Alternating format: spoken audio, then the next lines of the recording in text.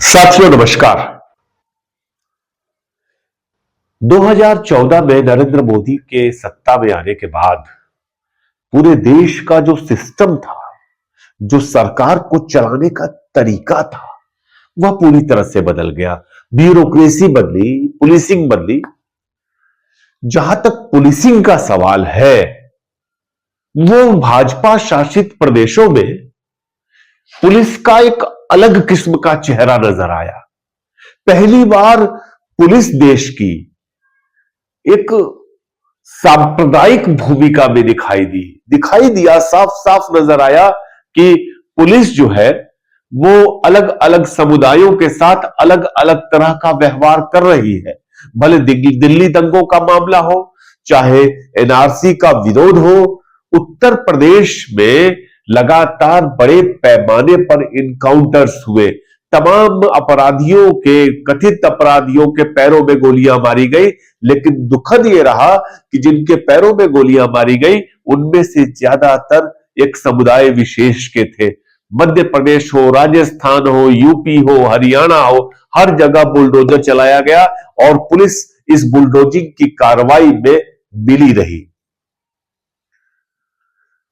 जब पुलिसिंग का चेहरा बदला तो दरअसल आम जनता और पुलिस के बीच का रिश्ता भी बदला। जिस तरह से पब्लिक ने रिएक्ट करना शुरू किया वो अपने आप में अनूठा है, वह अपने आप में चौंका देने वाला है। आप आश्चर्य करेंगे, पिछले एक सप्ताह के दौरान देश के दो राज्यों में, दोनों भाजपा शासित राज्य हैं, 3 सब इंस्पेक्टर्स की हत्या की गई है। एक नहीं, दो नहीं, 3 सब इंस्पेक्टर्स की हत्या की गई है और लगभग 1 दर्जन पुलिस कर्मियों को भीड़ ने बुरी तरह से पीटा है। आप आश्चर्य करेंगे कि ये जो घटना घटी है उनमें से 2 सब इंस्पेक्टर बिहार में मारे गए हैं, एक सब इंस्पेक्टर की हत्या मध्य प्रदेश में की गई है और देश के अलग अलग तमाम राज्यों में पुलिस कर्मियों के साथ बदसलूकी की खबरें आ रही हैं। आप सोच करके देखिए।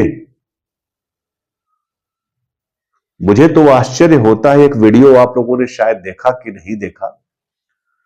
होली के दिन तेज प्रताप यादव, लालू प्रसाद यादव जी के बड़े बेटे, होली के समारोह में, और अभी सुनिए, सिपाही, दीपक, एक गाना बजाएंगे, उसमें तुमको ठुमका लगाना है, ठीक है? बुरा मत मानो, होली है, आज नहीं ठुमका लगाओगे तो सस्पेंड कर दिए जाओगे। बुरा मत मानो, होली है। बाबा हरिहर सोनापुर में होली है। एक पुलिस के कांस्टेबल को नाचने के लिए मजबूर कर दिया, डांस करने के लिए मजबूर कर दिया। और अब जानकारी मिल रही है कि पटना के एसपी ने उस कांस्टेबल को फिलहाल उसका निलंबन कर दिया है और उसकी जगह किसी और की तैनाती कर दी है। जो ये साहस आता है, मैं जब ये खबर सुना तो मैं यही सोच रहा था कि तेज प्रताप को ये साहस कहां से मिला। किसी पुलिस कर्मी को नाचने के लिए कहना भी उसकी इच्छा के विरुद्ध कहना ठीक नहीं है। और ये बताता है कि बिहार में कैसे 2 सब इंस्पेक्टर्स की हत्या हुई। बिहार में पहली घटना अररिया में घटी, अररिया जिले में घटी।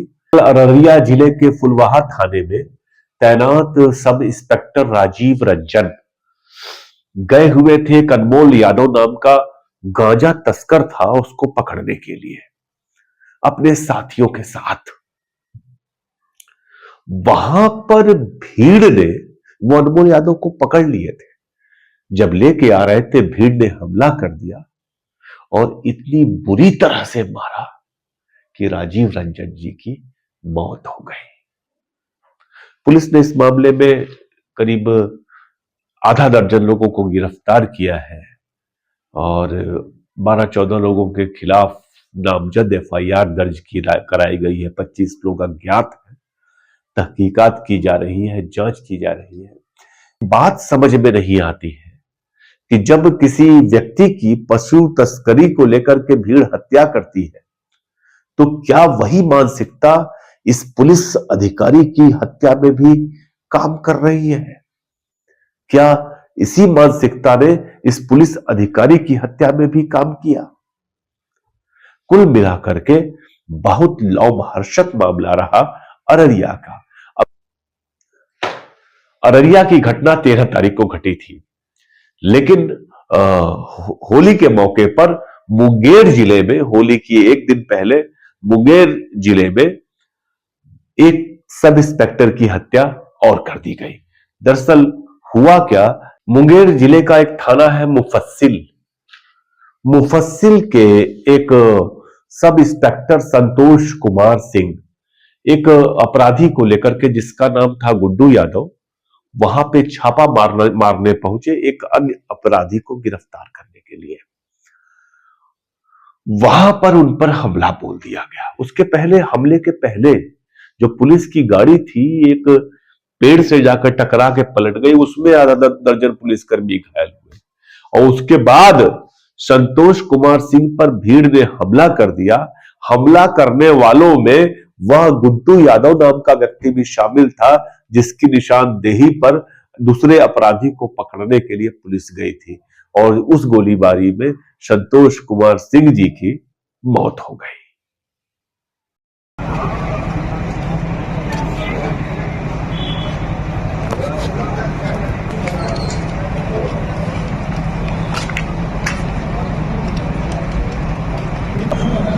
सभी काम के लिए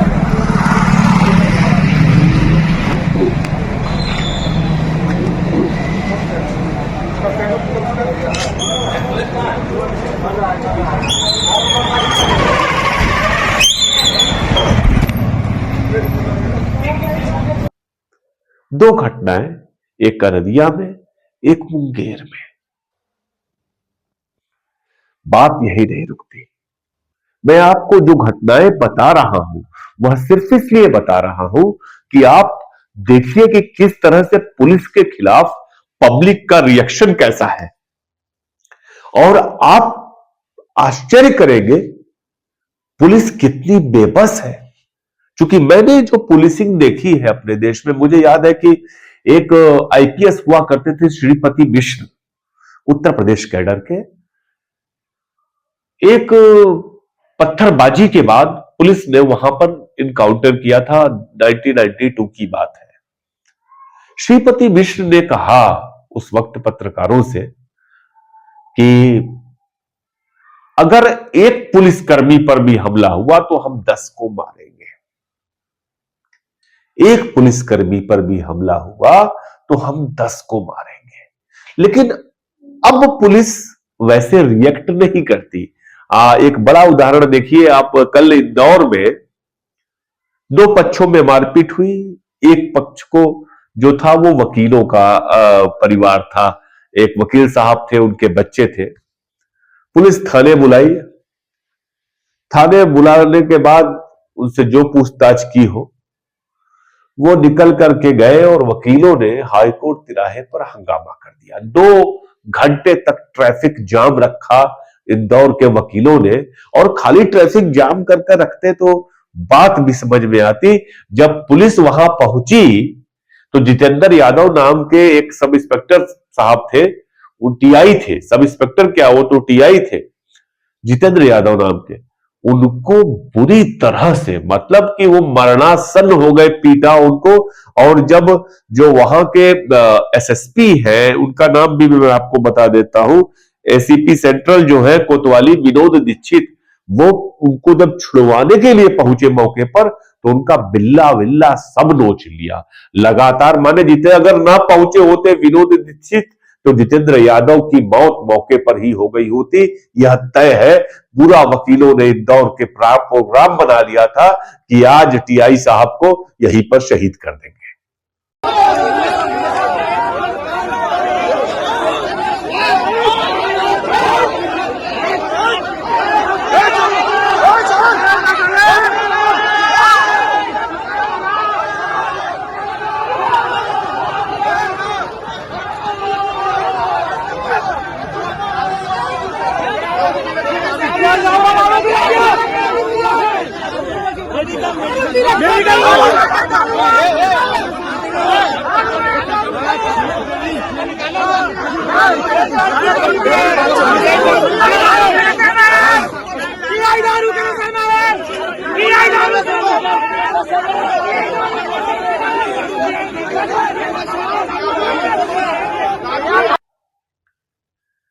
ये मोहन यादव की सरकार है, बीजेपी की सरकार मध्य प्रदेश में।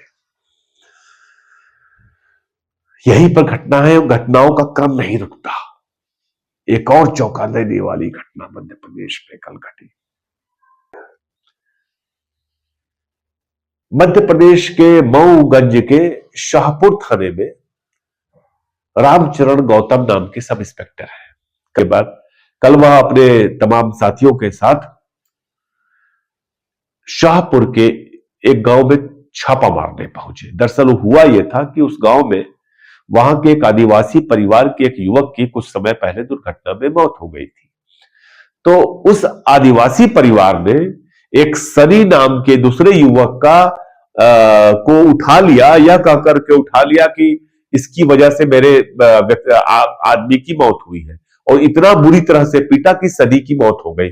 तो रामचरण गौतम अपने साथियों के साथ उस आदिवासी इलाके में पहुंचे कि हम उस युवक को, जिसकी लाश है, उस लाश को हम कम से कम छुड़ा करके लाके उनके परिवार वालों के सुपुर्द कर सके।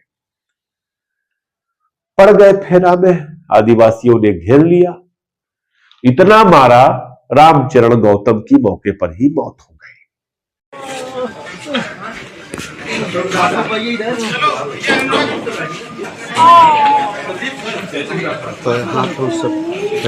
इतनी मारपीट हो गए।